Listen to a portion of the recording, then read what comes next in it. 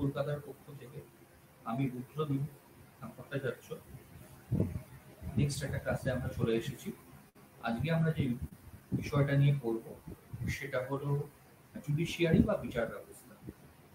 Judiciary বা বিচার ব্যবস্থার মধ্যে তোমাদের সিলেবাস অনুযায়ী দুটো পার্ট আছে, সুপ্রিম কোর্ট এবং হাইকোর্ট। এবং সুপ্রিম কোর্টটা আজকে আমি মেনলি ফোকাস করে পড়াবো।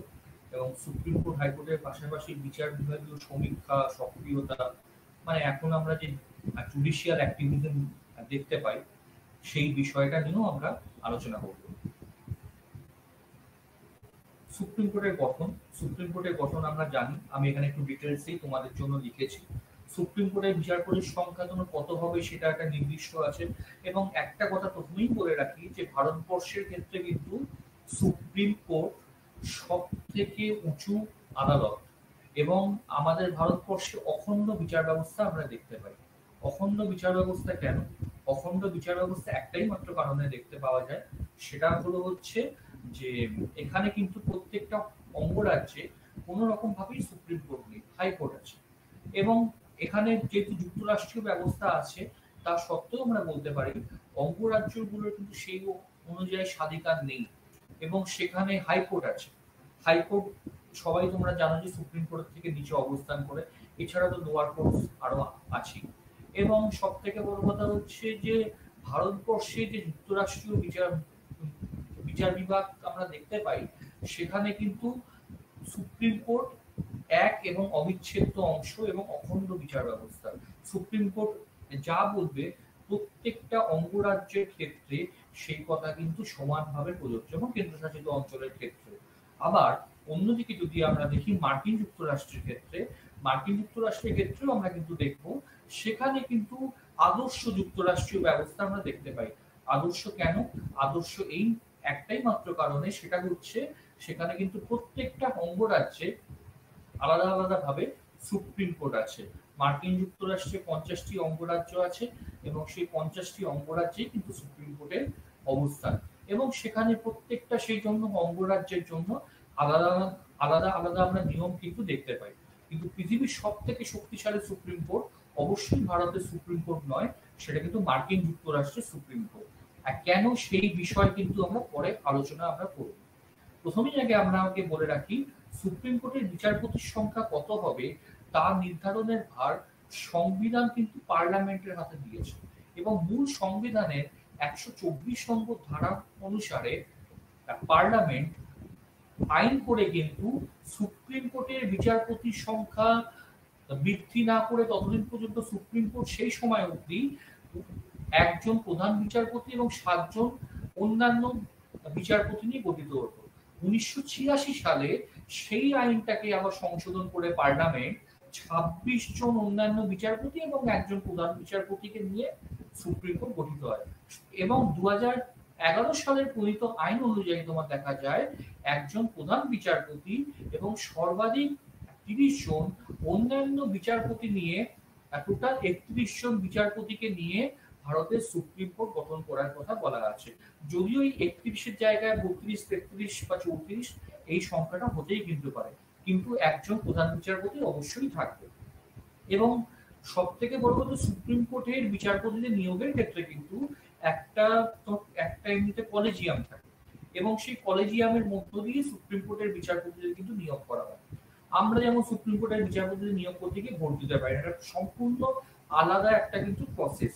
এবং আইনগতভাবে এর কিন্তু গুরুত্ব সব থেকে বেশি, কারণ এরা সারা ভারতে সুপ্রিম কোর্টের যে বিচার ব্যবস্থা বা অন্যান্য কিছু সেটার বিশাল রকমের একটা ভূমিকা থাকে। কারণ সুপ্রিম কোর্ট যা বলবে সেটা সারা ভারতে লাগু হতে কিন্তু একদম বাধ্য। সেই অর্থে বিচারপতিদের নিয়োগ সংখ্যা, এরপরে যদি আমি পয়েন্টে আসি, সাংবিধানিক প্রধান হিসেবে যদি আমরা দেখি রাষ্ট্রপতি বিচারপতিদের কিন্তু নিয়োগ করেন। এবং শপথ বাক্য তোমার পাঠ করানোর অনুষ্ঠান আমরা সবাই দেখেছি। রাষ্ট্রপতি যদি মনে করেন বিচারপতিদের নিয়োগের পূর্বে সুপ্রিম কোর্ট বা হাইকোর্টের সঙ্গে পরামর্শ করতে হয় যে তোমার কোন বিচারপতির যোগ্যতা বেশি, কার কত এক্সপিরিয়েন্স বেশি, তার কোনো রকম ভাবে এমনিতে যে একাডেমিক যে ব্যাকগ্রাউন্ড বা কেরিয়ারের যে ব্যাকগ্রাউন্ড সেটা ভালো কিনা, অনেক রকমের বিতর্কিত যাতে কোনো বিষয় বা ইস্যু না আসে সেটাও কিন্তু রাষ্ট্রপতি এক্ষেত্রে হাইকোর্ট বা তার সঙ্গে হচ্ছে সুপ্রিম কোর্টের অন্যান্য বিচারপতিদের সঙ্গে পরামর্শ করতে পারে। এবং এই কথা বলা বাহুল্য যে এই বিচারপতিদের নিয়োগের ক্ষেত্রে অবশ্যই শাসন বিভাগের একটা ভূমিকা থাকে। তাদেরও কিন্তু এমনিতে কিন্তু মতামত বা বিভিন্ন বিষয়ে পরামর্শ, আইনজ্ঞ বা আইনমন্ত্রীদের পরামর্শ, সেগুলো অবশ্যই রাষ্ট্রপতি নিয়ে কিন্তু থাকেন। যদিও সেই পরামর্শ অনেক সময়তেই রাষ্ট্রপতি মেনে চলতে বাধ্য নাও হতে পারেন, আমরা বাধ্য হতে পারি। যাই হোক, এরপরে আমরা আসি প্রধান বিচারপতি আহ, ছাড়া অন্যান্য বিচারপতিদের নিয়োগের ক্ষেত্রে কিন্তু প্রধানমন্ত্রী সঙ্গে কিন্তু পরামর্শ করা হয় এবং কেন্দ্রীয় আইনমন্ত্রীর সঙ্গেও পরামর্শ করা হয়। এবং সেই কেন্দ্রীয় আইনমন্ত্রীদের সঙ্গে পরামর্শ করে এবং তোমার প্রধানমন্ত্রীদের সঙ্গে পরামর্শই করে করে কিন্তু বিচারপতিকে নিয়োগ করা হয়। সুতরাং পুরো যে এমনিতে প্রসেসটা, যেহেতু ভারতবর্ষের ক্ষেত্রে যদি আমরা দেখি, সেখানে তোমার ক্ষমতা স্বতন্ত্রীকরণ নীতি নেই, কিন্তু আমরা অবশ্যই বলতে পারি যে আইন বিভাগ শাসন বিভাগের মধ্যে একদম গলায় গলায় সম্পর্ক থাকলেও বিচার বিভাগ কিন্তু তথাকথিতভাবে আলাদাভাবে এখানে কাজ করতে পারে।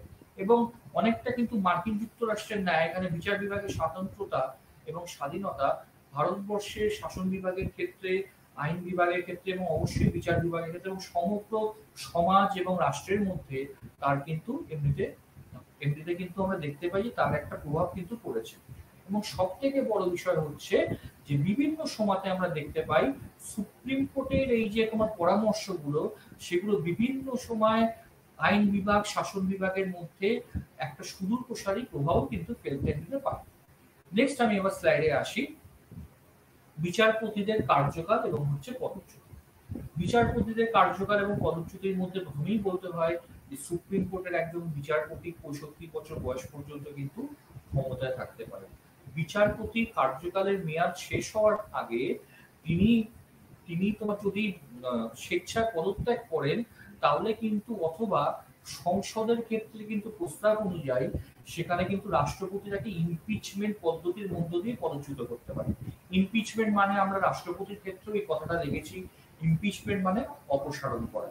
যেহেতু সুপ্রিম কোর্টের বিচারপতি, হাইকোর্টের বিচারপতি বা আমরা আমরা যদি অন্যান্য বিচারপতিদের কথা বলি যারা সুপ্রিম কোর্টে নিযুক্ত বা হাইকোর্টে নিযুক্ত, রাষ্ট্রপতি, উপরাষ্ট্রপতি, রাজ্যপাল বা প্রধানমন্ত্রী, এরা এতটাই বড় পোস্টে ক্ষমতাশীল থাকেন যে এদেরকে কিন্তু সরাতে গেলে তাদের জন্য কিন্তু ইমপিচমেন্ট পদ্ধতি ইউজ করা হয়। এবং অবশ্যই পার্লামেন্টের একটা স্পেশাল সংখ্যাগরিষ্ঠতা লাগে এবং তার সঙ্গে সঙ্গে অনেক ক্ষেত্রে দেখা যায় যে অঙ্গরাজ্যের অর্ধেকের বেশিরও কিন্তু সংখ্যাগরিষ্ঠ বা সম্মতিও লাগে।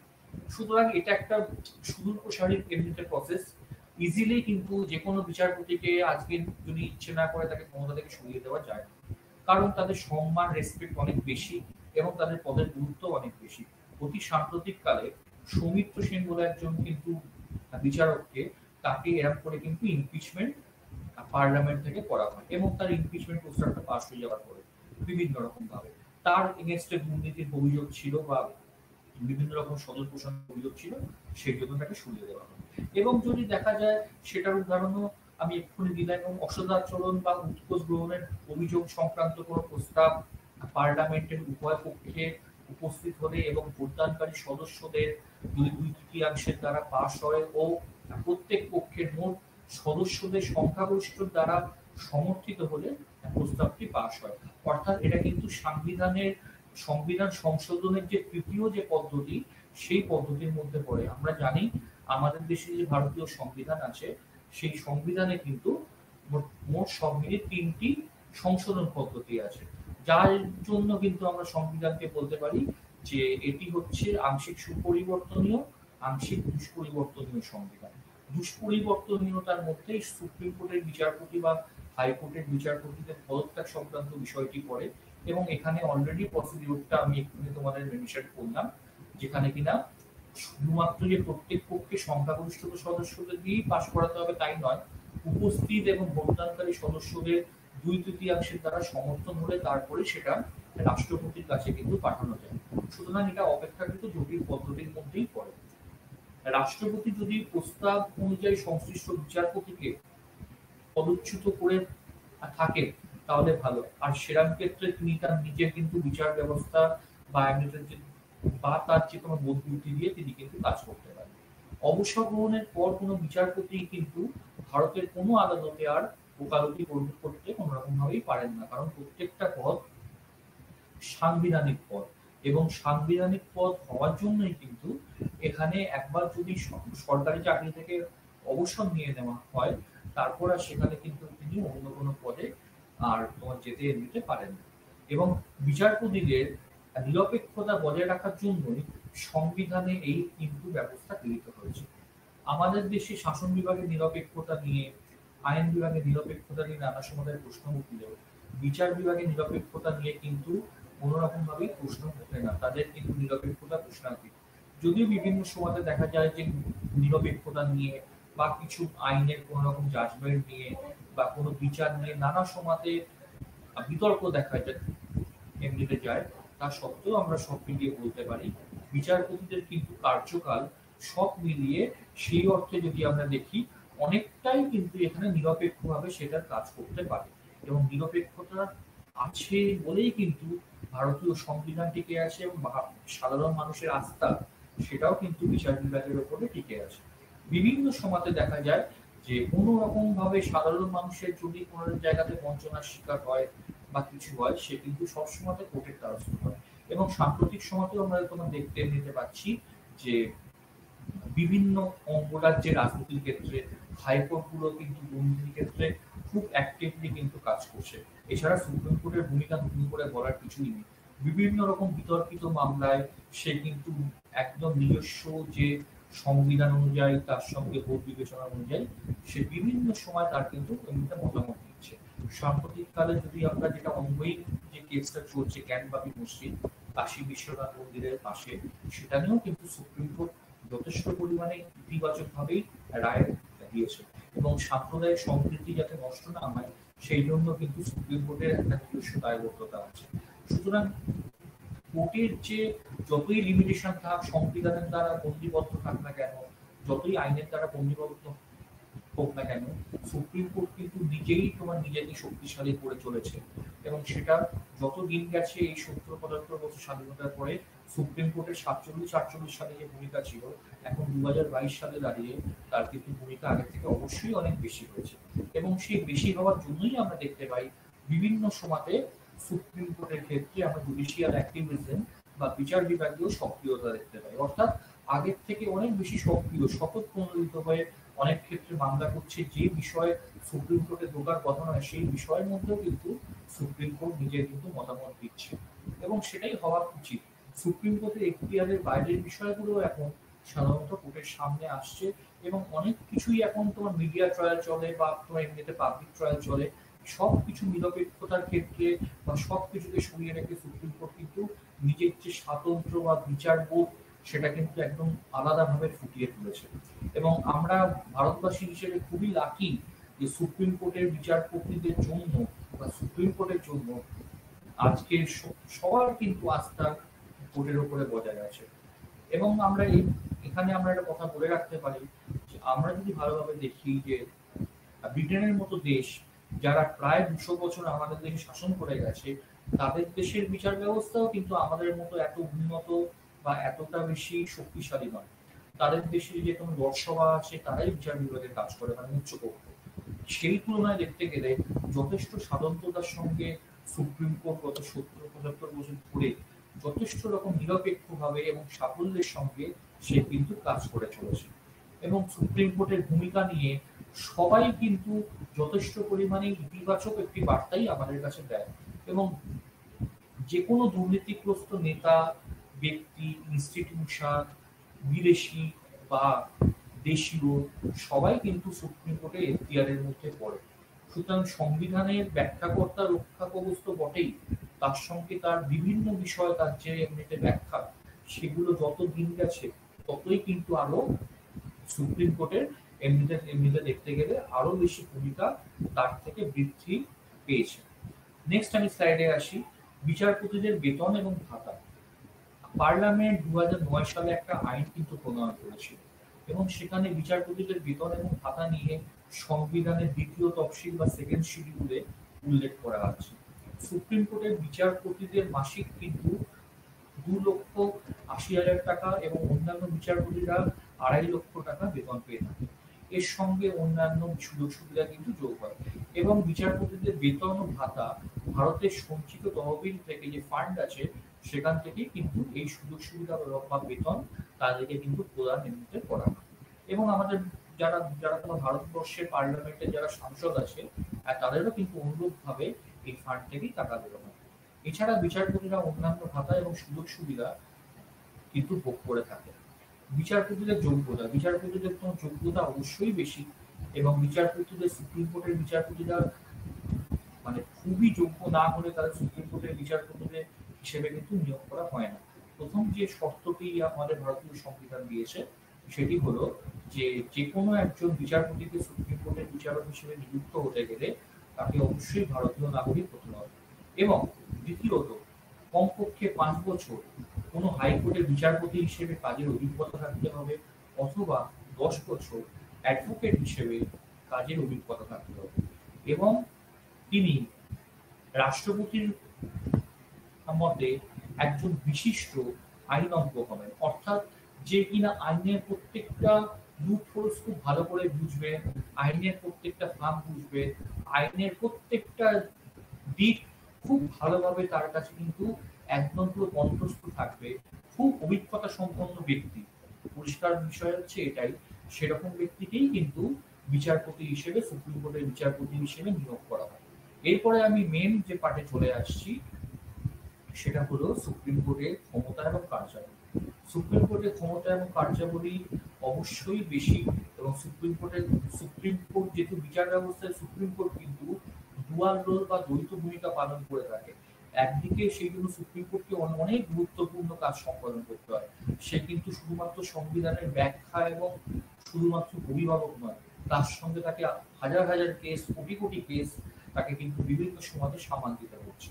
এবং এখনকার দিনে সাম্প্রতিককালে যে পাবলিক ইন্টারেস্ট লিটিগেশন বা জনস্বার্থ মামলা সেই সংখ্যাও হাইকোর্ট এবং তার সঙ্গে সুপ্রিম কোর্টে কিন্তু অনেকটাই আগের থেকে বৃদ্ধি পেয়েছে এবং সেই জন্য সুপ্রিম কোর্টের আগের তুলনায় কিন্তু অনেক বেশি গুরুত্ব বা তার বিভিন্ন রকম ভূমিকা আগের থেকে অনেক বেশি বেড়েছে।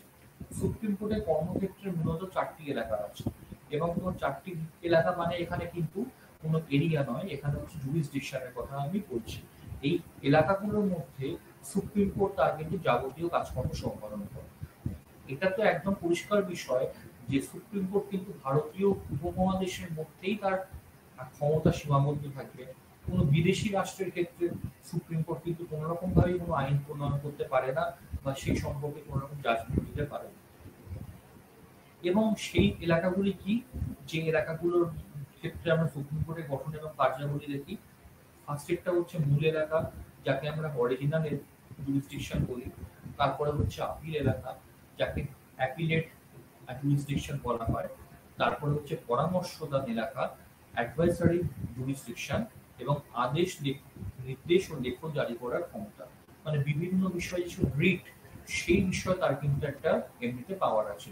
অর্থাৎ কোনো ব্যক্তি বা ইনস্টিটিউশন বা সরকার যদি তোমার মৌলিক অধিকারকে হরণ করে নেয় সাধারণ মানুষের, সেক্ষেত্রে কিন্তু এই 4 পয়েন্ট অনুযায়ী আদেশ, নির্দেশ বা লেখ জারি করার ক্ষমতা কিন্তু সুপ্রিম কোর্টের অবশ্যই আছে এবং সেগুলোর মধ্য দিয়ে সুপ্রিম কোর্টের ভূমিকা দিনের পর দিন কিন্তু আরো বেশি বৃদ্ধি পেয়েছে এবং তোমার বৃদ্ধি পাওয়ার জন্যই আমরা বিভিন্ন সমাজে দেখে এসেছি যে সুপ্রিম কোর্টের যে এই যে তোমার ভূমিকা, সেটার মধ্যে দিয়ে তার ক্ষমতা এবং কার্যাবলী আস্তে আস্তে উত্তরোত্তর আরো বেশি বৃদ্ধি পেয়ে গেছে।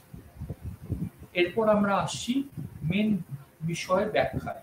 মূল এলাকা, ভারতীয় সংবিধানের 131 ধারা অনুযায়ী যদি আমরা দেখি, তাহলে আমরা দেখব সুপ্রিম কোর্টের মূল এলাকা যুক্তরাষ্ট্রীয় প্রশ্নের সঙ্গে যদি তোমার জড়িত থাকে, সেই বিরোধের কিন্তু মীমাংসা করে থাকে।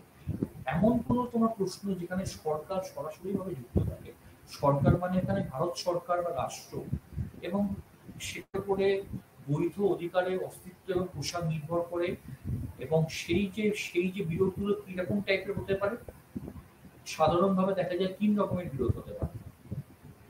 এক পক্ষ যদি ভারত সরকার হয়, অপর পক্ষ হবে এক বা একাধিক রাজ্য সরকার, অর্থাৎ কোন অঙ্গরাজ্যের সঙ্গে কেন্দ্রীয় সরকারের বিরোধ। আরেকটা কি হতে পারে, এক পক্ষ যদি ভারত সরকার হয়, সেটার সঙ্গে এক বা একাধিক রাজ্য সরকার, তাহলে অন্য পক্ষেও একাধিক কিন্তু রাজ্য সরকার থাকতে পারে। মানে এখানে তোমার তিনজন থাকবে, একদিকে থাকবে হচ্ছে ভারত সরকার, আরেকদিকে একাধিক রাজ্য সরকার, আরেকদিকে আবার একাধিক রাজ্য সরকার থাকবে। আরেকটা কিন্তু আরেকটা তোমার বিষয় হতে পারে, যদি দেখা যায় যে উভয় ক্ষেত্রেই যদি তোমার রাজ্য সরকার থাকে, মানে একটা অঙ্গরাজ্যের সঙ্গে আরেকটা অঙ্গরাজ্যের বিরোধের ক্ষেত্রেও কিন্তু সুপ্রিম কোর্ট তার মূল এলাকার মধ্য দিয়ে মীমাংসা করে। উদাহরণস্বরূপ আমরা বলতে পারি, কাবেরী নদীর জলবন্টনকে কেন্দ্র করে কিন্তু বিভিন্ন সময় দুই অঙ্গরাজ্যের মধ্যে বিরোধ বেঁধেছিল, এবং সেই বিষয়ে সুপ্রিম কোর্টের ভূমিকা কিন্তু এক্ষেত্রে আমরা উদাহরণ হিসেবে অবশ্যই আমরা দিতে পারি।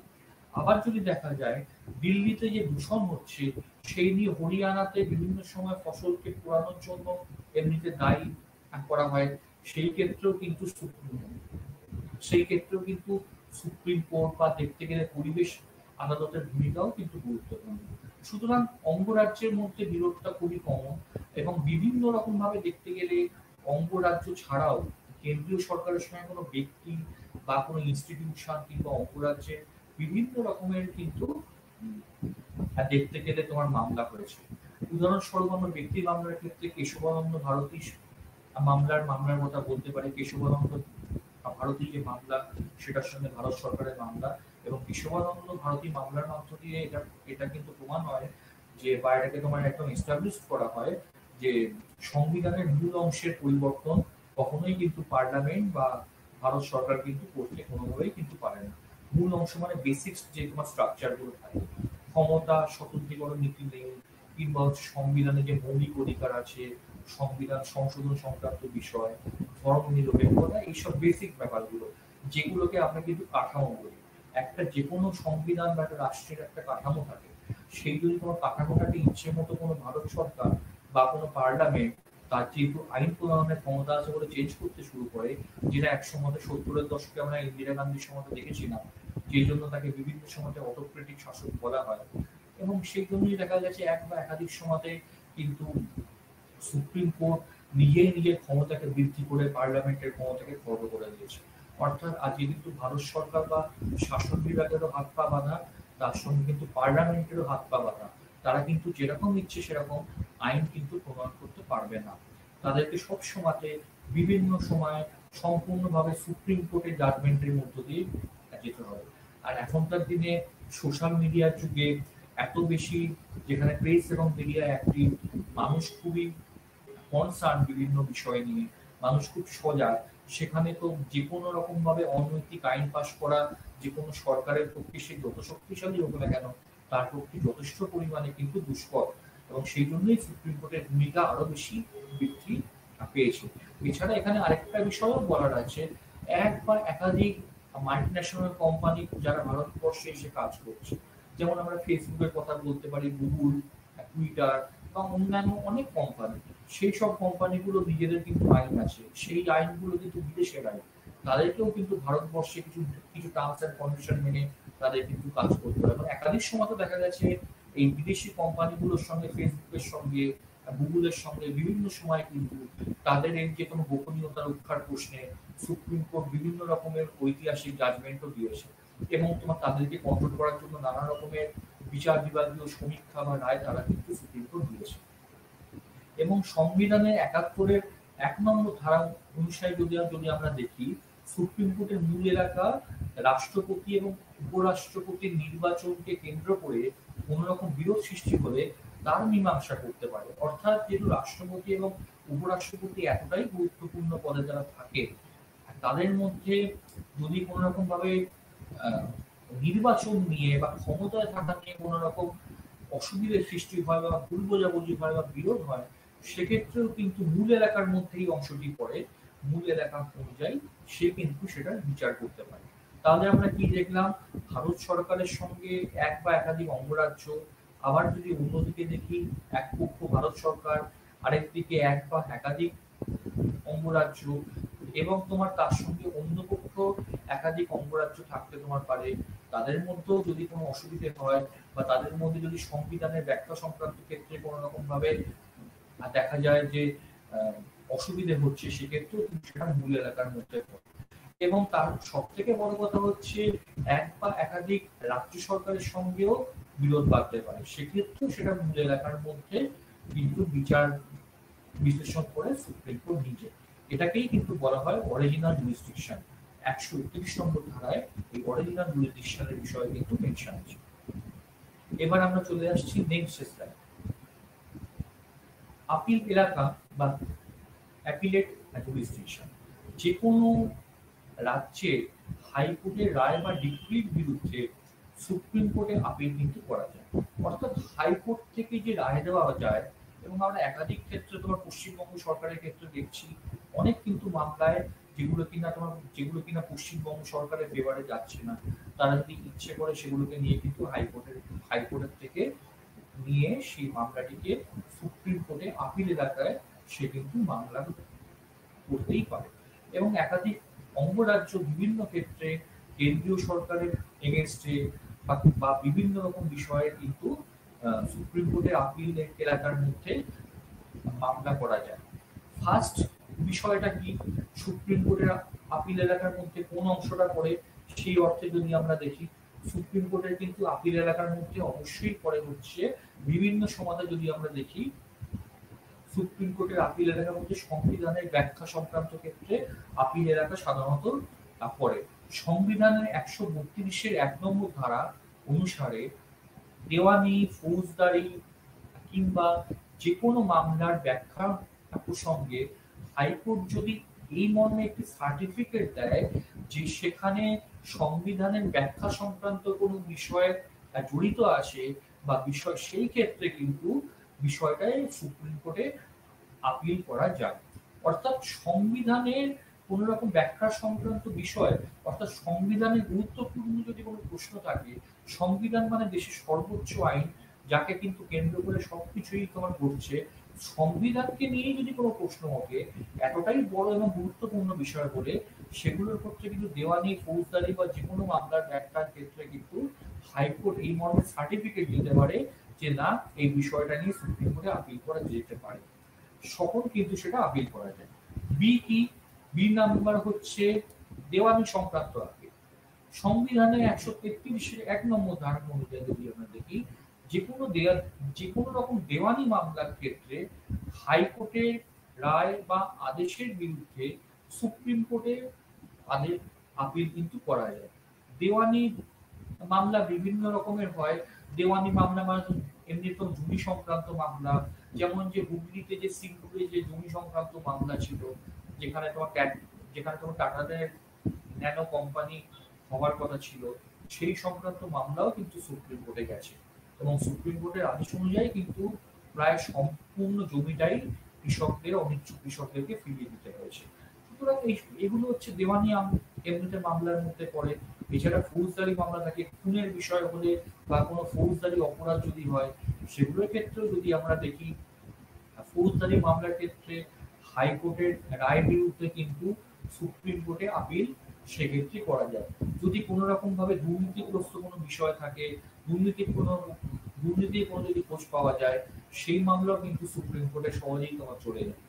যেমন হচ্ছে বিজয় মাল্যর কথা বলতে পারি, বা অন্যান্য ক্ষেত্রে আমরা বিভিন্ন সমাজে অন্যান্য যেসব হাই প্রোফাইল ব্যক্তি যারা বিভিন্ন ব্যাংক থেকে টাকা ধার নিয়ে সেই ঋণ শোধ করতে না পেরে এমনিতে বিদেশে যারা তোমার পালিয়ে এমনিতে গেছে, যেমন তোমার দলিত মোদী বা এমনিতে বিজয় মাল্য, এদের এদের বিষয়গুলো কিন্তু ফৌজদারি মামলার মধ্যেই পড়ে। এর কারণ এখানে সংবিধানের ব্যাখ্যার কোনো বিষয় নেই, কোনো রকম কিছু তোমার দেওয়ানির মামলা নয়, এখানে ফৌজদারি মামলা অবশ্যই থাকে। কারণ তারা তোমার ভারতবর্ষে টাকাকে ফ্রড করে বিভিন্ন রকম ভাবে তোমার টাকা শোধ না করতে পেরে তারা বিদেশে পালিয়ে গেছে। এর যেরকম সাম্প্রতিক কালে বিজয় মাল্যকে লন্ডন থেকে দেশে ফিরিয়ে নিয়ে আসার একটা প্রক্রিয়া অলরেডি কিন্তু শুরু হয়েছে। সুতরাং এগুলো সব কিছুই সুপ্রিম কোর্টের এখতিয়ারের মধ্যে পড়ছে। এবং যদি সেক্ষেত্রে কিছু শর্ত আছে, প্রথম শর্ত হচ্ছে যদি হাইকোর্ট কোনো অভিযুক্ত ব্যক্তিকে ব্যক্তির যে যুক্তি আদেশ বাতিল করে এবং তাকে তোমার এমনিতে মৃত্যুদণ্ড দেয়, অর্থাৎ কোনো যদি ব্যক্তির দেখা যায় যে কোনো হিনিয়াস কোনো ক্রাইম এমনিতে করেছে, তাকে কিন্তু সেক্ষেত্রে যদি কোনো নিম্ন আদালত বা হাইকোর্ট, বিশেষ করে হাইকোর্টের কথাই এখানে বলছি, কারণ নিম্ন আদালত থেকে ডাইরেক্ট কিন্তু সুপ্রিম কোর্টে যাওয়া যায় না, তাকে অবশ্যই হাইকোর্ট ফেরত হবে। সুতরাং হাইকোর্টে যদি কোনো ব্যক্তিকে ফাঁসির আদেশ দেওয়া হয় বা ফাঁসির অর্ডার দেওয়া হয়, সেক্ষেত্রেও কিন্তু সেই বিষয়টি চলে যাবে সুপ্রিম কোর্ট। ২ নম্বর কি, নিম্ন আদালতের রায়ে নির্দোষ কোনো ব্যক্তিকে হাইকোর্ট যদি মৃত্যুদণ্ড প্রদান করে, অর্থাৎ লোয়ার কোর্টে কোনো ব্যক্তি হয়তো নির্দোষ এমনিতে প্রমাণিত হয়েছে, হাইকোর্টে যখন আপিল করা হয়েছে সেই একই ব্যক্তি আবার কিন্তু তাকে ফাঁসির আদেশ দেওয়া হয়েছে।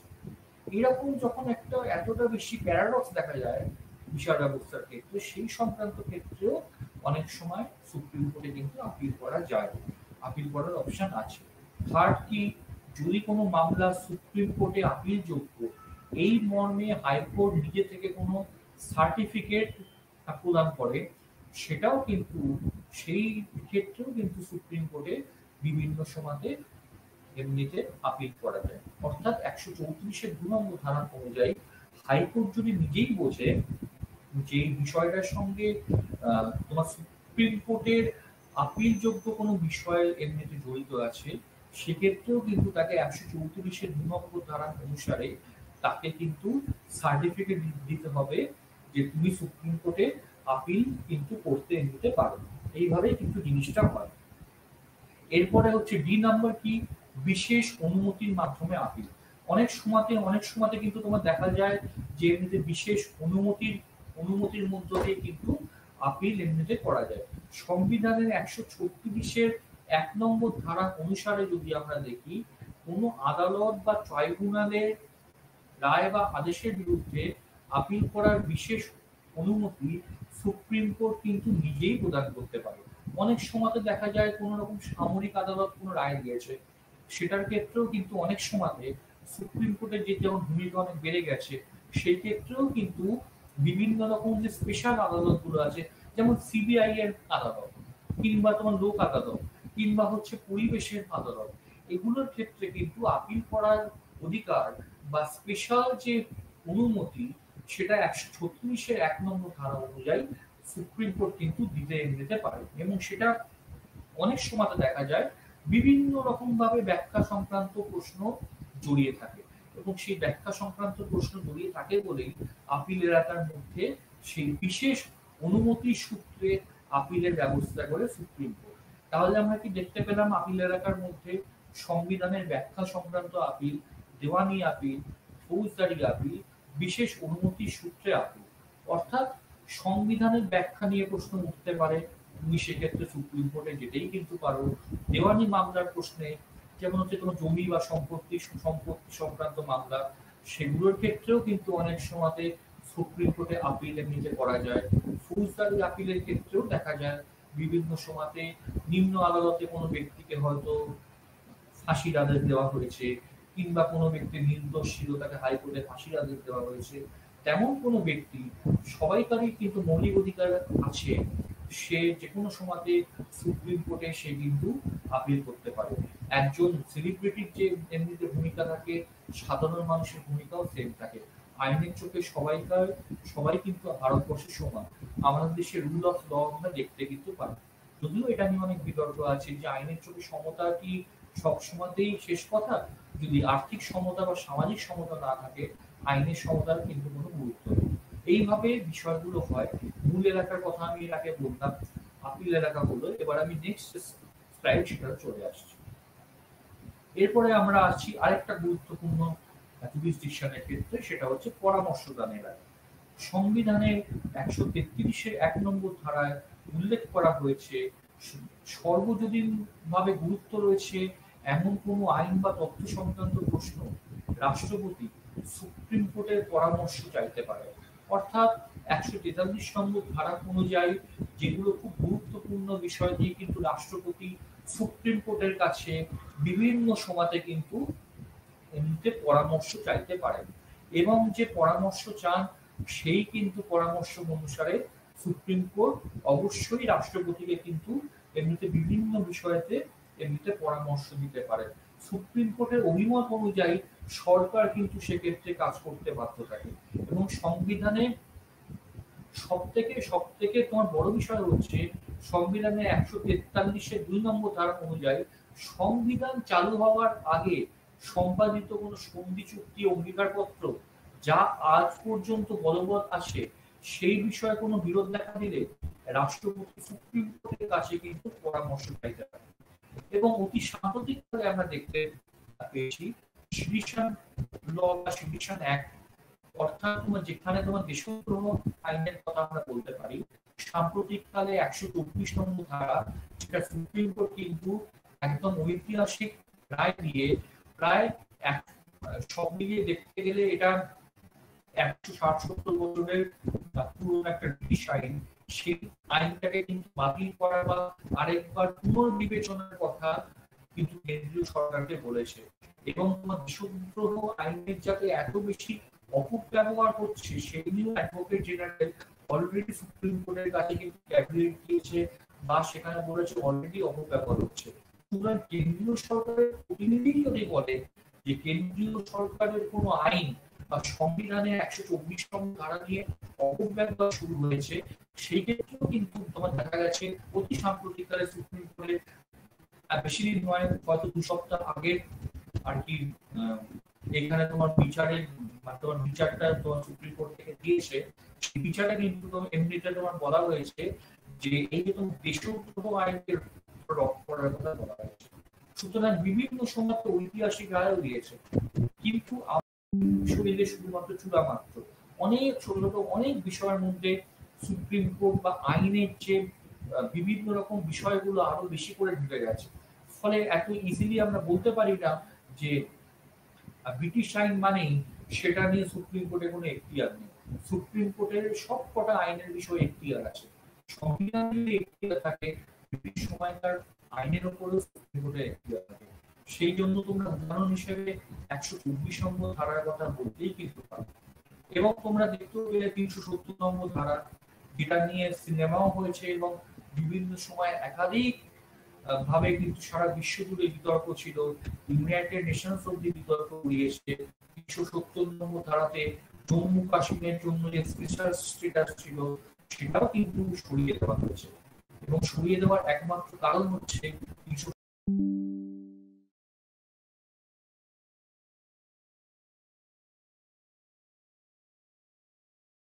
সবাইকে যদি আমরা মনে করি সরকারের হয়ে কাজ করছে বা সরকার এদের সঙ্গে লিপ্ত আছে, সেটা কিন্তু খুবই সরল ব্যাখ্যা এবং তার সঙ্গে অপব্যাখ্যা তো বটেই।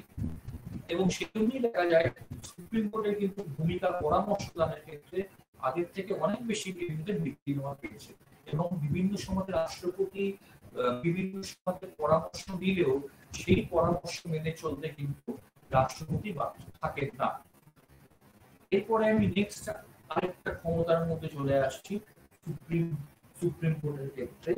বিভিন্ন সময় দেখা যায় আদেশ, নির্দেশ ও লেখ জারি করার যে এলাকা, সেটাও কিন্তু সুপ্রিম কোর্টে ভারতীয়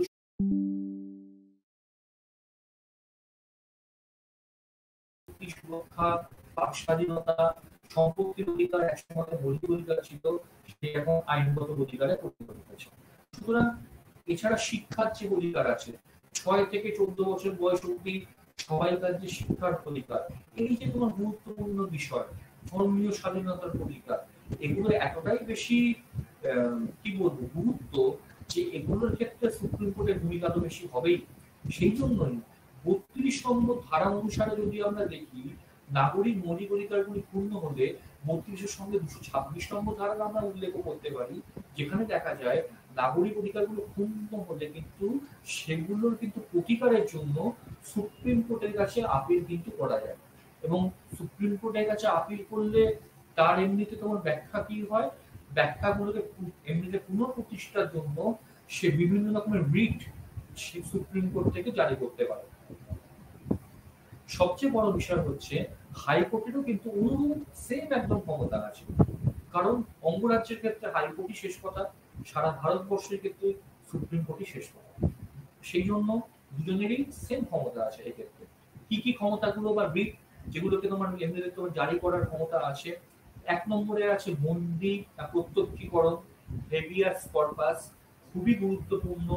কোনো বন্দীকে সুপ্রিম কোর্ট নিজের তাকে কিন্তু কোর্টে হাজির করানোর জন্য আদেশ দিতে পারে, তাকে এমনিতে কিন্তু পুলিশকে বা যে কোনো লোয়ার কোর্টকে। তারপরে হচ্ছে পরমাদেশ, এটাও অনেকটা অনুরূপ। যে কোনো রকম ব্যক্তিকে বা কোনো ইনস্টিটিউশনকে বা কোনো অঙ্গরাজ্যের সরকারকে এখতিয়ার অনুযায়ী কাজ করার জন্য ম্যান্ডামাস বা পরমাদেশ দিতে পারে। থার্ড কি, প্রতিষেধ বা প্রহিবিশন, মানে হচ্ছে নিষেধাজ্ঞা। কোনো সংবিধান বহির্ভূত কাজ বা এখতিয়ারের বাইরে গিয়ে কোনো কাজ করার ক্ষেত্রে সুপ্রিম কোর্ট কিন্তু এমনিতে সেই কাজটাকে প্রহিবিট করতে পারে। প্রহিবিট করা মানে থামানো, সেই জন্যই কিন্তু প্রহিবিশনের কথা বলা হয়েছে। উৎপ্রেষণ, সার্কুলারি, অর্থাৎ কোন রকম ব্যক্তিকে কোন রকম এমনিতে তোমার কোন রকম কারণ ছাড়া যদি কেউ আটক করে থাকে, সেটা কোর্ট হতে পারে বা লোয়ার কোর্ট বা পুলিশ হতে পারে, সেই ক্ষেত্রেও কিন্তু সার্কুলারি বা উৎপ্রেষণের বিষয়টা সুপ্রিম কোর্ট দেখে। এরপরে হচ্ছে অধিকার ইচ্ছা বা ওয়ারেন্ট। কোনো যদি ব্যক্তিকে আটক করা হয়, তাকে কিন্তু অবশ্যই কোনো এমনিতে ম্যাজিস্ট্রেটের কাছে বা কোর্টের কাছে তাকে পেশ করতে হবে। সেই বিষয়টা তোমার সেই সব ক্ষেত্রে কিন্তু সেটা বাধ্যতামূলক। কোনো ব্যক্তিকে আটক করে রেখে কোনো থানা কোনো সময়তেই কিন্তু থার্ড ডিগ্রি প্রয়োগ করা বা তার উপরে অত্যাচার করা, যেগুলো এক সময়তে হতো, এখন এত বেশি হিউম্যান রাইটস ভায়োলেশনের বিভিন্ন রকমের কেস আসছে এবং অলরেডি হচ্ছেও সারা ভারতবর্ষে। সেই জন্য কিন্তু পুলিশ অনেক সময়তে ফলস এনকাউন্টার করছে, আমরা অনেক সময়তে ভুয়ো সংঘর্ষের মামলা দেখেছি। এই সব দিকগুলোকে তোমার কেন্দ্র করেই কিন্তু এই বিষয়গুলোর সঙ্গে অধিকার ইচ্ছা, উৎপেষণ, সব বিষয়গুলো কিন্তু যুক্ত আছে। অর্থাৎ ব্যক্তি ইনস্টিটিউশনের স্বাধীনতা বা মৌলিক অধিকার যাতে ক্ষুণ্ণ না হয়। তুমি শুধুমাত্র ক্ষমতায় আছো বলে তুমি যা ইচ্ছে তাই তোমার করবে, যেরকম ইচ্ছে সেরকম ভাবে আইন প্রণয়ন করে কোনো ব্যক্তির স্বাধীনতাকে হরণ করবে, সেটা কিন্তু সুপ্রিম কোর্ট বা ভারতীয় সংবিধান কোনোভাবেই মান্যতা দেয়। তাই এই কিন্তু বিভিন্ন রকমের এই যে রিট বা লেখ, সেগুলো কিন্তু জারি করার কথা বলা রয়েছে। এগুলো হচ্ছে এক একটা অস্ত্র। এই অস্ত্রগুলো দিয়েই কিন্তু সুপ্রিম কোর্ট অন্যান্য ক্ষেত্রে নানা রকম ভাবে তাদের যে অধস্তন কোর্ট আছে বা এই যে পুলিশি সিস্টেম আছে বা কোনো অঙ্গরাজ্যের বা কোন রকম ভাবে কেন্দ্রীয় সরকার আছে, তাদের কিন্তু কন্ট্রোল করে এই এগুলোর মাধ্যমে। তবে দেখা যায় সাধারণভাবে জরুরি অবস্থাকালীন সময় কিন্তু এরকম টাইপের তোমার পদক্ষেপ সুপ্রিম কোর্ট নাও গ্রহণ করতে পারে। অর্থাৎ যতই আমরা বলি না কেন যে মৌলিক অধিকারগুলি নিরঙ্কুশ বা সেগুলোর ক্ষেত্রে সবসময়ই আদালতের একটা ছত্রছায়া আছে, আদালত সেগুলোর ব্যাখ্যা দেয়, সেগুলোকে রক্ষা করার জন্য বন্দি প্রত্যক্ষীকরণ, পরমাদেশ, প্রতিষেধ, উৎপ্রেষণ, অধিকার ইচ্ছা এগুলোকে জারি করতে পারে, কিন্তু জরুরি অবস্থার সময় মৌলিক অধিকার কিন্তু হরণ করতে পারে অনেক সময় কেন্দ্রীয় সরকার বা সংবিধান। সেক্ষেত্রে কিন্তু আদালতের কাছে গেলে কোনো ব্যক্তি যদি বলে আমাকে অধিকার ফিরিয়ে দাও, তখন এরকম টাইপের আদেশ বা নির্দেশ সুপ্রিম কোর্ট বা হাইকোর্ট কিন্তু জারি নাও করতে পারে। সুতরাং সব কটা আইনেরই কিন্তু একটা এমনিতে ব্যতিক্রমী দিক আছে। ব্যতিক্রমী দিকটা খুবই এক্সেপশনাল, কিন্তু নেই সেটাও নয়।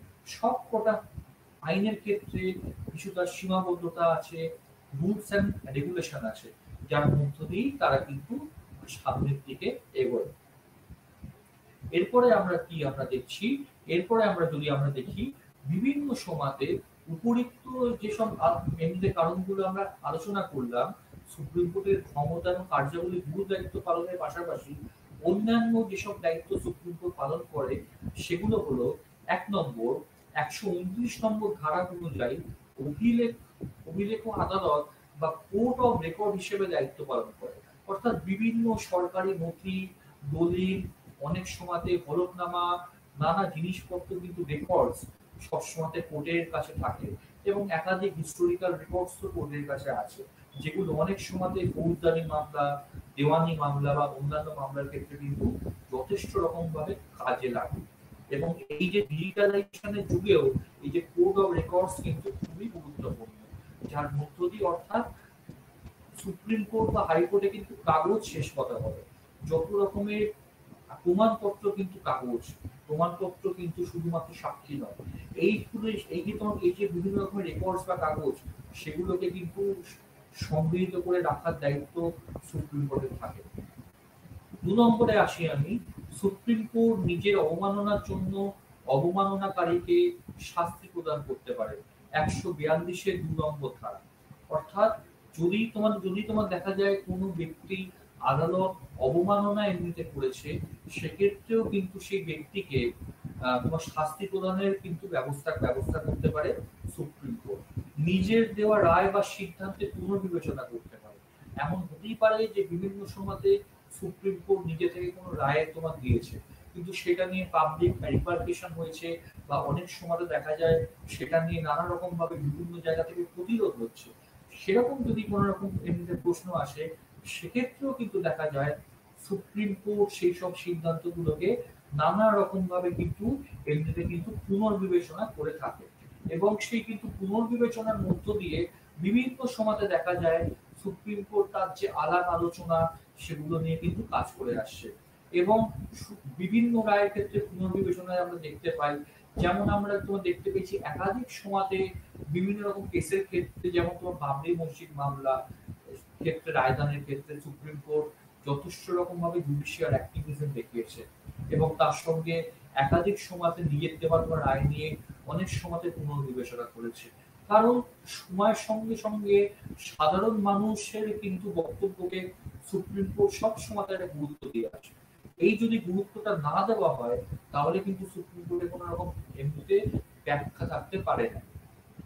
সবসময়ই দেখা যায় যে যে কোনো সরকারের কিন্তু প্রবণতা থাকে সুপ্রিম কোর্ট বা আদালতকে এড়িয়ে বিভিন্ন রকম ভাবে নিজের নিজের ইচ্ছা মতো আইনকে কিন্তু পাশ করিয়ে দেওয়া। জেনারেলি দেখা যায় কোনো সরকারের যদি সংখ্যাগরিষ্ঠতা খুব বেশি থাকে, সে কিন্তু তখন লোকসভাতে এই সংখ্যাগরিষ্ঠতা জোর দিয়ে একাধিক বিতর্কিত আইন সে কিন্তু পাশ করিয়ে নিতে পারে, যেগুলো নিয়ে যতই বিরোধী পক্ষ তখন সওয়াল জবাব করুক বা সেই সমাজে বিরোধিতা করুক, খুব একটা কিন্তু ধোপে টেকে না। এবং এখনকার সাম্প্রতিক কেন্দ্রীয় সরকারের ক্ষেত্রেও এই কথা কিন্তু প্রযোজ্য। অনেক আইন নিয়ে বিরোধিতা হয়েছে, তাও সেগুলো খুব সহজেই লোকসভাতে পাশ হয়ে গেছে। এবং যদি কেন্দ্রীয় সরকারের সাধারণত লোকসভাতে সংখ্যাগরিষ্ঠতা তো থাকেই, অনেক সময়তে দেখা যায় উচ্চকক্ষ বা রাজ্যসভাতে অতটা সংখ্যাগরিষ্ঠ থাকে না। কারণ আমরা জানি যে কোনো সরকার লোকসভার সংখ্যাগরিষ্ঠতার নিরিখেই ক্ষমতায় আসে, সুতরাং সেখানে অঙ্গরাজ্য বলছি, রাজ্যসভার সেখানে সংখ্যাগরিষ্ঠতা খুব একটা ডিপেন্ড করে না, তাকে বিভিন্ন দলের সাহায্য নিতে হয়। এবং সাহায্য নিতে হয় বলেই যে কোনো আইন সহজে লোকসভাতে পাশ হয়ে গেলেও অনেক সময় সেই বিলটা উচ্চকক্ষ বা রাজ্যসভাতে গিয়ে কিন্তু আটকে যায়। ফলে তাকে কিন্তু বাধার সম্মুখীন হতে হয়। যদি এই বাধাটা না থাকে, একাধিক সময় দেখা গেছে যদি সময় বা সংখ্যাগরিষ্ঠতা কেন্দ্রীয় সরকারের অনুকূলে থাকে, তখন কিন্তু বিভিন্ন সময়তে নিজের মতো করে বিভিন্ন আইন বিভিন্ন সময় কিন্তু দেখা যায় সেগুলোকে নিজের মতো করে ব্যাখ্যা করে দিচ্ছে বিভিন্ন রকম ইনস্টিটিউশন গুলো। এবং সেই ক্ষেত্রেই সুপ্রিম কোর্টের ভূমিকা আরো বেশি করে কিন্তু বাড়ে। অর্থাৎ নিজের মতো করে আইন পাস যদি করিয়ে নেয়, এমনিতে অঙ্গরাজ্য অঙ্গরাজ্যের ক্ষেত্রে বিধানসভার ক্ষেত্রে হতে পারে, বা উচ্চ ক্ষেত্রে আমরা বলতে পারি লোকসভার ক্ষেত্রে হতে পারে। অর্থাৎ কোনো কারণে, যেহেতু আমরা জানি যে আমাদের দেশে নিয়মতান্ত্রিক শাসক হচ্ছে রাষ্ট্রপতি, তাকে দিয়ে যে কোনো সময়তে প্রধানমন্ত্রী কিন্তু যে কোনো আইনকে রাষ্ট্রপতিকে দিয়ে সই করিয়ে পাশ করিয়ে দিতে পারে, যখন আমাদের পার্লামেন্ট কিন্তু এমনিতে বন্ধ থাকে। অর্থাৎ ঘুরপথেও আইনটা পাশ হয়ে যেতে পারে। কিন্তু সংবিধানের এমনিতে কমিশন আছে, আইন যেভাবেই পাশ হোক না কেন তাকে কিন্তু এমনিতে পার্লামেন্টের মধ্য দিয়ে যেতে হবে। এবং যদি দেখা যায় যে পার্লামেন্টে পাশ হওয়ার পরেও সেটা নিয়ে কোনো বিতর্ক হচ্ছে, তখন কিন্তু সুপ্রিম কোর্ট সেখানে হস্তক্ষেপ করে। এবং অবশ্যই এটা বলে রাখা উচিত, পাবলিক ইন্টারেস্ট লিটিগেশন বা জনস্বার্থ মামলা এবং সুপ্রিম কোর্ট ওতপ্রোতভাবে জড়িয়ে আছে। একাধিক বিষয় নিয়ে হাজার হাজার লক্ষ লক্ষ ইস্যু, যেমন হচ্ছে পরিবেশ দূষণ, কোনো নদীর দূষণ, দিল্লিতে দূষণ, বা বিভিন্ন বিষয় জনস্বার্থ মামলা বিভিন্ন সময় দাঁড়িয়ে এসছে। এবং সাম্প্রতিককালে মন্দির এবং মসজিদ নিয়ে যে একটা বিতর্ক হচ্ছে, যেখানে কিনা এমনিতে মসজিদ আছে, সেখানে নাকি এমনিতে মন্দির ছিল, বিভিন্ন আইন আছে, প্রত্যেকটা বিষয় খুব সতর্কতার সঙ্গে সুপ্রিম কোর্টকে কিন্তু ধর্মনিরপেক্ষতা বজায় রেখে এগুলোর ক্ষেত্রে বিভিন্ন রকমের ব্যাখ্যা কিন্তু দিতে হয়। অনেক সময় সেই ব্যাখ্যাগুলো মনোঃপুত হতেও পারে কোনো রকম রাজনৈতিক দলে, কিংবা মনোঃপুত নাও হতে পারে। কিন্তু অনেকেই এটা বলে যে সুপ্রিম কোর্ট নাকি একদম নিরপেক্ষ নয়, সরকারের হয়ে কাজ করে। সেটা নয়। আমাদের কিন্তু ভারতবর্ষে কোনো না কোনো ইনস্টিটিউশনের ওপর বিভিন্ন সময়তে আমাদেরকে আস্থা রাখতেই হবে, এবং সুপ্রিম কোর্ট বা হাইকোর্ট সেরকমই ইনস্টিটিউশন যাদের উপরে কিন্তু আস্থা আমাদেরকে যদি আমরা না রেখে থাকি, তাহলে কিন্তু বলতে হবে যে ভারতবর্ষে কোনো ইনস্টিটিউশনের উপরেই আমাদের আস্থা রাখা উচিত নয়। সুপ্রিম কোর্টই একমাত্র জায়গা যেখানে সংবিধানকে একদম নিরপেক্ষভাবে, অরাজনৈতিকভাবে কিন্তু ব্যাখ্যা বিশ্লেষণ করা হয়, এবং সুপ্রিম কোর্টের ব্যাখ্যা বিশ্লেষণগুলো পরবর্তী সময়তে বিভিন্ন সময়তে সেগুলো কিন্তু বিল হিসেবে, আইন হিসেবেও আসে। যেমন আমরা বলতে পারি যে ৩ তালাক বিরোধী আইন, সেখানেও কিন্তু সুপ্রিম কোর্ট ঐতিহাসিক রায় দিয়েছিল, যেখানে কিন্তু বলা হয়েছিল তাৎক্ষণিক ৩ তালাক সেটা সম্পূর্ণভাবে আইনের সঙ্গে খাপ খাচ্ছে না বা সংবিধান বিরোধী। তাৎক্ষণিক ৩ তালাককে তখন একদম সেটাকে নিয়ে শুধু সুপ্রিম কোর্টের ব্যাখ্যা দিলে তো আর তার জাস্ট পরের দিন থেকেই সেটা আইনে পরিণত হয় না। সেটার জন্য আইন বিভাগ আছে। আইন বিভাগ সেটাকে তারপর বিভিন্নভাবে বিল এনে সেই যে রায়কে মান্যতা দিয়ে, সুপ্রিম কোর্টের রায়কে মান্যতা দিয়ে বিল এনে কিন্তু ৩ তালাক বিরোধী আইন হিসেবে আর কি সামনে এসছে। এবং বিভিন্ন ক্ষেত্রে ৩৭৭ নম্বর ধারাকে বাতিল করা বা অন্যান্য অনেক বিষয় সুপ্রিম কোর্টের ভূমিকা দিনের পর দিন কিন্তু বৃদ্ধি পেয়েছে। যে কোনো বৈদেশিক রাষ্ট্রের সঙ্গেও যদি আমরা দেখি, বিভিন্ন রকম যে চুক্তি সম্পাদন করা হয়েছে, যেমন ভারতের সঙ্গে ফ্রান্সের যে বিভিন্ন রকম ফাইটার জেট নিয়ে যে ডিল হয়েছিল, যেটাকে নিয়ে অলরেডি একটা বিতর্ক আছে, রাফাল বিতর্ক, রাফাল যুদ্ধ বিমান, সেটা নিয়েও কিন্তু সুপ্রিম কোর্ট হস্তক্ষেপ কিন্তু করেছে। সুতরাং ভারত সরকারের এমন কোনো বিভাগ নেই, সে সামরিক বিভাগ হতে পারে বা কোন রকম ভাবে প্রতিরক্ষা বিভাগ হতে পারে, যেখানে সুপ্রিম কোর্ট সদস্যদের দৃষ্টি রাখছে না। সব বিষয় নিয়ে, যেমন হচ্ছে বফোর্স যে কামান নিয়ে যে মামলা হয়েছিল, বফোর্স কেলেঙ্কারি, সেটা নিয়েও সুপ্রিম কোর্টের রায় আছে। তারপরে হচ্ছে সাম্প্রতিককালে বিভিন্ন রকম তোমার দাঙ্গা নিয়েও সুপ্রিম কোর্টের অনেক ঐতিহাসিক কিন্তু রায় আছে। তাই আমাদের আশা ভরসার শেষ বিন্দু হচ্ছে সুপ্রিম কোর্ট। যদিও আমাদের দেশে সুপ্রিম কোর্ট আরো শক্তিশালী হওয়ার অনেক সুযোগ আছে, কিন্তু সেই সুযোগ সে পায় না সংবিধানের সীমাবদ্ধতার সুযোগে। কারণ ভারতবর্ষের সুপ্রিম কোর্টের ক্ষেত্রে কিন্তু ডিউ প্রসেস অফ ল, অর্থাৎ আইনটা সমাজের সঙ্গে খাপ খাচ্ছে কিনা সেই বিষয়টাও কিন্তু অনেক সময় দেখা যায়, সেটা মার্কিন সুপ্রিম কোর্ট সেই বিষয়টাকে কিন্তু দেখতে নিতে পারে। সেই জন্যই মার্কিন সুপ্রিম কোর্ট পৃথিবীর মধ্যে সব থেকে শক্তিশালী সুপ্রিম কোর্ট। ভারতবর্ষের সুপ্রিম কোর্ট সেই তুলনায় দেখতে গেলে অনেকটাই শক্তি কম। শক্তি কমের কারণ কিন্তু এটা, ভারতবর্ষের সুপ্রিম কোর্টের ক্ষেত্রে বিচার বিভাগীয় এমনিতে পুনর্বিক্ষণের যে ক্ষমতা, সেটা কিন্তু লিমিটেড। সে কিন্তু সমাজের সঙ্গে যদি খাপ না খায়, তাহলে কিন্তু সে আইনটাকে বাতিল করতে পারে না। সংবিধান তার সামনে রাখে, সংবিধানকে ব্যাখ্যা করে সেটা আইন পাস করে সুপ্রিম কোর্ট। কিন্তু তোমার মার্কিন সুপ্রিম কোর্টের ক্ষেত্রে সংবিধান থাকা সত্ত্বেও কোনো আইন যদি সমাজ বিরোধী হয়, সমাজের সঙ্গে যদি সেটা খাপ না খায়, বা তোমার মানুষের থেকে বিরূপ কোনো প্রতিক্রিয়া আসে, সেটারও ব্যাখ্যা করতে পারে সুপ্রিম কোর্ট। আরো গভীরে ঢুকতে পারে, আরো বেশি সমাজের গভীরে গিয়ে ব্যাখ্যা করতে পারে মার্কিন সুপ্রিম কোর্ট, যেটা কিন্তু ভারতীয় সুপ্রিম কোর্টের ক্ষেত্রে অনুপস্থিত। এই বিষয়গুলোর জন্য দেখা যায় অনেক এরকম লুপহোলস আছে, অনেক ছোট ছোট আইনের ফাঁক আছে, যেগুলো কিন্তু এখনো সুপ্রিম কোর্টে সেইভাবে নজর দেওয়া হয়নি। এবং অনেক ব্রিটিশ আইন আছে যেগুলো আজও ভারতবর্ষে কিন্তু চলে আসছে। ফলে যত দিন যাচ্ছে সংবিধান যেমন পরিবর্তন হচ্ছে, সংবিধানের মধ্যে নানা রকমের চেঞ্জ আসছে, সুপ্রিম কোর্টও তার নানা রকমের রায়ের মধ্য দিয়ে চেঞ্জ গুলো কিন্তু নিয়ে আসছে। সেগুলো ভালো হতে পারে, খারাপ হতে পারে, বিতর্কিত হতে পারে, কিন্তু এই যে একটা চেঞ্জিং যে একটা ডাইনামিক্স আমরা ভারতীয় বিচার ব্যবস্থার ক্ষেত্রে দেখতে পাই, সেটা কিন্তু আমরা এই গত ১৫-১৬ বছর ধরেই আমরা দেখতে নিতে পারছি। তার আগে কিন্তু সুপ্রিম কোর্টের ভূমিকা খুবই লিমিটেড ছিল।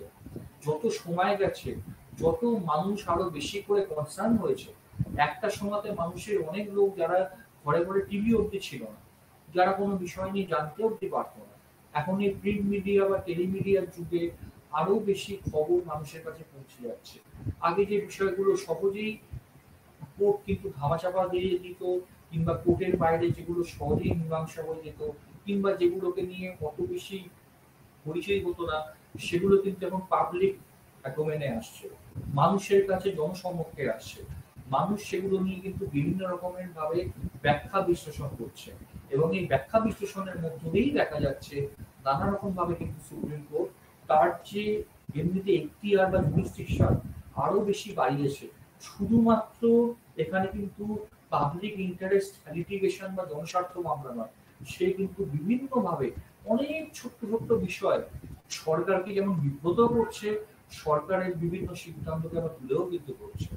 যেমন আমরা পেগাসাস ইস্যুর কথা বলতে পারি, যেটা নিয়ে ইসরায়েলের সঙ্গে নাকি ভারতের চুক্তি হয়েছিল, সেটা নিয়ে বিরোধীরা যখন একাধিকভাবে বিভিন্ন সময় পার্লামেন্টে সেটা নিয়ে ব্যাখ্যা বা সরকারের কাছ থেকে কৈফিয়ত তোমার চাইলো, সেটা নিয়েও কিন্তু অলরেডি জনস্বার্থ মামলার মধ্যে দিয়ে পেগাসাস ইস্যু নিয়ে অলরেডি কিন্তু পাবলিক ইন্টারেস্ট লিটিগেশন হয়ে গেছে, এবং সেটা এখন আদালতে কিন্তু বিচারাধীন।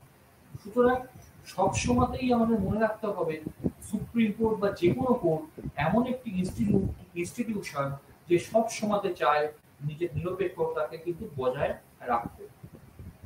এখানেই আমি আমার ক্লাসটাকে শেষ করছি। তোমাদের এখানে সুপ্রিম কোর্ট থেকে বেশ কিছু প্রশ্ন আসতে পারে, যেমন সুপ্রিম কোর্টের গঠন এবং কার্যাবলী আলোচনা করো, বা এমন ভাবে স্পেসিফিকও আসতে পারে শর্ট কোশ্চেন হিসেবে সুপ্রিম কোর্টের মূল এলাকা এবং আপিল এলাকা বলতে কি বলবো, কিংবা শুধু মূল এলাকা হলো। এবং সবকটা প্রশ্নের ক্ষেত্রে কিন্তু সংবিধানের ধারাগুলো অবশ্যই মেনশন করা ভালো, সেই ধারাগুলো যদি মেনশন করা হয় আরো কিন্তু প্রশ্ন রেখাটা আরো সুন্দর হয়। এইভাবে সুপ্রিম কোর্টের মধ্য দিয়ে আমরা এরপরে নেক্সট যে ক্লাসে আমরা হাইকোর্ট নিয়েও আলোচনা আমরা করব। হাইকোর্টের ক্ষেত্রেও আমরা দেখব সে কিন্তু সংবিধানকে রক্ষা করার ক্ষেত্রে বিভিন্ন সময়তে গুরু দায়িত্ব পালন করে আসে, এবং অবশ্যই এটা সমন্বয় তো কাজ করেই, এবং সমন্বয় কাজ করে বলেই হাইকোর্ট এবং সুপ্রিম কোর্টের বিভিন্ন জাজমেন্টের মধ্যে আমরা প্যারিটি দেখতে পাই।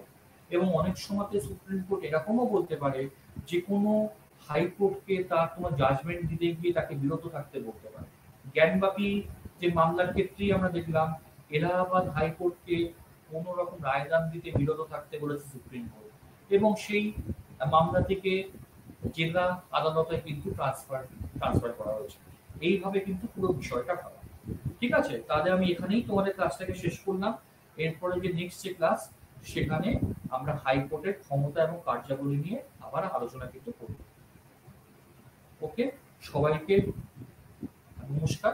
এখানে আমি ক্লাসটা শেষ করছি। Thank you.